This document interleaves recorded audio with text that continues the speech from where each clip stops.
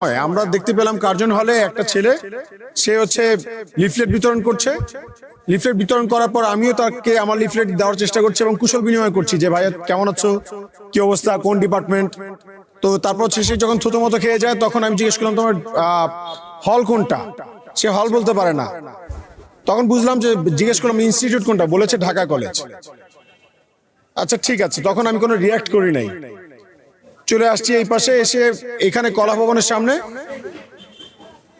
একজন ব্যক্তি, সে হচ্ছে ওখানে লিফলেট বিতরণ করছে, তাকেও ঠিক একই রকম ভাবে কুশল বিনিময় করতে গেলাম যে ভাই কেমন আছো, কি অবস্থা, ডিপার্টমেন্ট কোনটা, হল কোনটা। তো হল জিজ্ঞেস করাতে সে যখন বলল আমার হল রোকেয়া হল, আমি অবাক হয়ে গেলাম, কি ব্যাপার রোকেয়া হল মানে? রোকেয়া হল তো মেয়েদের হল।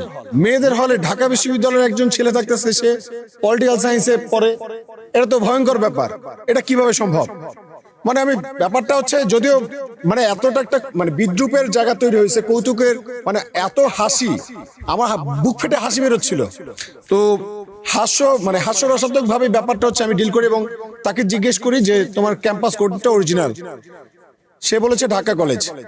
তো তাকে যে আমি জিজ্ঞেস করবো ঢাকা কলেজের কোন ডিপার্টমেন্ট, এটা বলার আগেই কিছু মানুষ ওখানে বলতেছে ভাই থাক থাক ছেড়ে দেন। এবং আমাদের ক্যাম্পাসের এই ছাত্রদল অনেক ভাইরা, তারা হচ্ছে ফোন কল করেছে, বলেছে যে যেন হচ্ছে ভাই ভিডিওটা পোস্ট যেন না করি, এবং তারা বলেছে যাতে কোনো ঝামেলা না হয়।